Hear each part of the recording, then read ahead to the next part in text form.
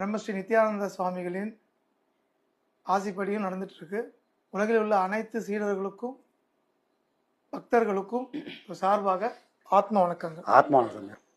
ஒரு கேள்வி, குரு இல்லையேல் ஆசிரமம் இல்லை, குருவும் ஆசிரமமும் இல்லை என்றால் ஆன்மீகம் இல்லை, மூன்றும் இல்லை, மூன்றும் இருந்து சீடர்கள் இல்லை என்றால் குருவிற்கும் ஆசிரமத்திற்கும் பெருமை இல்லை. அப்படி இருக்க யார் சிறந்தவர்கள்? குருவை தவிர வேற எதுவும் சிறந்ததில்லை சாமி.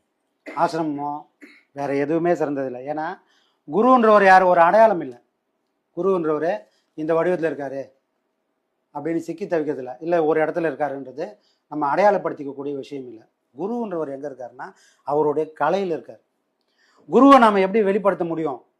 அவரோட உண்மையான நோக்கத்தை நாம் எப்படி நிறைவேற்ற முடியும்? அவரை கொண்டாடி இருந்தால் போதுமா, கும்பிட்டு இருந்தால் போதுமா, இப்போ சமாதிக்கு போய் கும்பிட்டா போதும் அப்படின்னா போதுமானா அது இல்லை. அவருக்கு அதுக்காக வரல, அதுக்காக அவர் காலம் ஃபுல்லாக பாடுபடலை.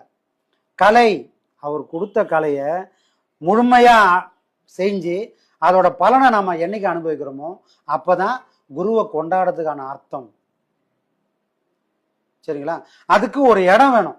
அந்த ஒரு இடம் தான் ஆசிரமம். அந்த ஆசிரமம் இல்லைன்னா அவரோட கொள்கைகளை கொண்டு போகிறதுக்கான ஒரு கருவியாக அந்த ஆசிரமம் இருக்குது. யார் வேணா எங்கே வேணா எப்படி வேணா நடத்தின்னு போக முடியாது. இப்போ நம்ம வீட்டில் கூட்டிடுவோம், இவ்வளோ பெரிய கூட்டத்தை கூட்ட முடியாது. அப்போ அதெல்லாம் கொண்டு வரணும், அந்த கலையை கொண்டு போகணும்னா ஒரு இடம் வேணும். அதுக்கு அடிப்படையாக இருக்குது அந்த ஐயாவுடைய அந்த ஆசிரமம். முதல்ல இருக்கிறது ஐயா, அடிப்படையாக அந்த வேலையை செய்யறது நம்மளுடைய ஆசிரமம். அந்த ஆசிரமம் மட்டும் போதுமா? ஐயாவும் ஆசிரமம் மட்டும் இருந்தால் சரியா வருமா? யார் வேணா பண்ண முடியுமானா யார் வேணா பண்ண முடியாது.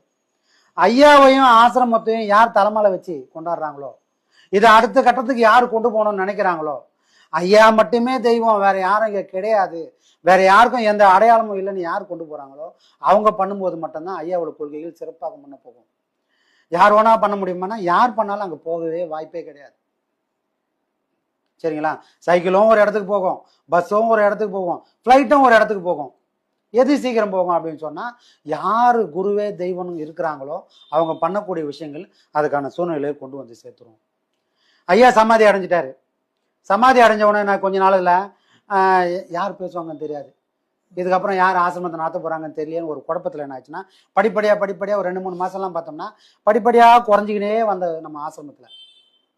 ஆனால் இன்னைக்கு எப்படி இருக்குது அதோட நிலைமை? சிறப்பாக. இன்னைக்கு ஐயா சமாதிக்கு முன்னாடி இருந்ததை விட இன்னைக்கு ஆயிரக்கணக்கான மக்கள் வந்துட்டாங்க.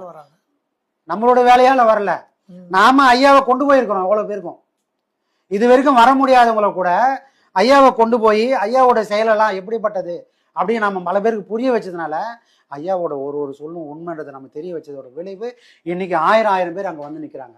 எப்படி 1500 பேர் 2000 பேர் வரக்கூடிய ஒரு ஆசிரமமா இன்னைக்கு நம்ம அதை மாத்தி காட்டியிருக்கோம். காரணம் என்ன?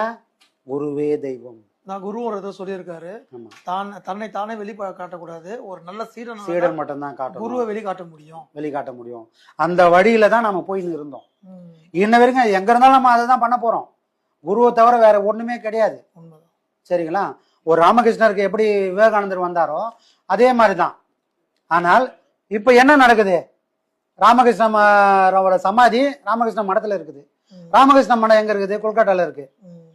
சரி, இப்போ ராமகிருஷ்ணன் போய் தரிசிக்கணும், அவருடைய கலையை கத்துக்கணும் அப்படின்னா அங்க போனா மட்டும்தான் கத்துக்க முடியுமா? ஒரு மாநிலத்திலையும் ராமகிருஷ்ண மடம் இருக்குது. ராமகிருஷ்ண சமாதிக்கு போகாதவங்க கூட அங்க அந்த ஏரியால ராமகிருஷ்ண மடத்துக்கு போய் அந்த கலையை கத்துக்கணும். இன்னைக்கு அது சிறப்பாகவே செயல்பட்டு இருக்குது. அப்ப ராமகிருஷ்ணன் எங்க இருக்கிறாரு? சமாதியில மட்டும் இல்ல, அவரோட கலையில இருக்கிறாரு. அப்ப ஒரு சீடன் என்ன பண்ணோம்? அந்த கலையை முழுசா கத்துக்கின்னு அந்த கலையை 4 பேர் கொண்டு போகக்கூடிய கருவியா மாறணும். அப்போ முதல்ல அந்த அறியாமை இருள முதல்ல நிக்கணும். ராமகிருஷ்ணர் எப்படி சமாதியில இல்லையே வரான்? ராமகிருஷ்ணன் கல்கட்டால மட்டும் இல்லை, அவரு இந்தியா முழுக்க இருக்கிறாரு, இந்த உலகம் முழுக்க இருக்கிறாரு. எப்படி இருப்பாரு?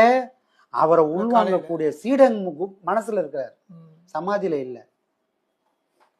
ஒவ்வொரு மனுஷனுடைய ஒவ்வொரு சீடனுடைய அந்த ஆழ்ந்த ஞானத்துல இருக்கிறாரு. அந்த உள்வாங்கக்கூடிய சக்தி நமக்கு இருந்ததுன்னா நம்ம மனசுல அவர் இருப்பாரு. அப்போ அவருக்காக செய்யக்கூடிய செயல்கள் எல்லாமே சிறப்பாகவே நடக்கும். அதை வேற மனம் கொண்ட யாராலையும் அந்த சிறப்பான செயல்களை செய்யவே முடியாது. ஆசிரமம் இருந்தாலும் செய்ய முடியாது, குருநாதரோட சமாதி இருந்தாலும் செய்ய முடியாது. ஏன்னா என் மனம் குருநாதரை ஏத்துக்கல. அதான் சாமி அடிக்கடி சொல்லுவாரு, மண்மனம் எங்குண்டோ வாயு அங்குண்டு. மண்மனம் எங்கு இல்லையோ வாயு வாயு அங்க இல்லை. குருநாதர் என் மனசுல இருந்தாதான் நான் செய்யக்கூடிய செயல் எல்லாம் குருநாதன் இருப்பாரு. அப்ப யார் நடத்தினா ஒரு சிறப்பா இருக்கும் அப்படின்னா குருநாதரை கொண்டாடக்கூடிய கூட்டங்கள் அங்க இருந்தால் மட்டும்தான் அவருடைய செயல்கள்லாம் அந்த கொள்கைகள் எல்லாம் சிறப்பாக நம்ம கொண்டு போக முடியும். அப்ப எல்லாத்துக்கும் அடிப்படையா இருக்கக்கூடிய ஒரே ஒருத்தர் யாருன்னா நம்ம குருநாதர் மட்டும்தான். குருநாதரை ஒரு ஓலை குடிசையில இருந்து கூட நம்மளால கொண்டு போக முடியும். ஆசிரமம் பிரம்மாண்டமா ஆசிரமம் இருந்தாதான் குருநாதர கொள்கையில கொண்டு போக முடியும்னா அதெல்லாம் ஒண்ணுமே கிடையாது. ஓலை குடிசையில உக்காந்து கூட நாளைக்கே கூட அதை பண்ண முடியும் நம்மளால. உண்மைதான் சார். சரிங்களா? அதனால குரு மட்டும்தான் சாட்சதம், மற்ற எல்லாமே பொய்.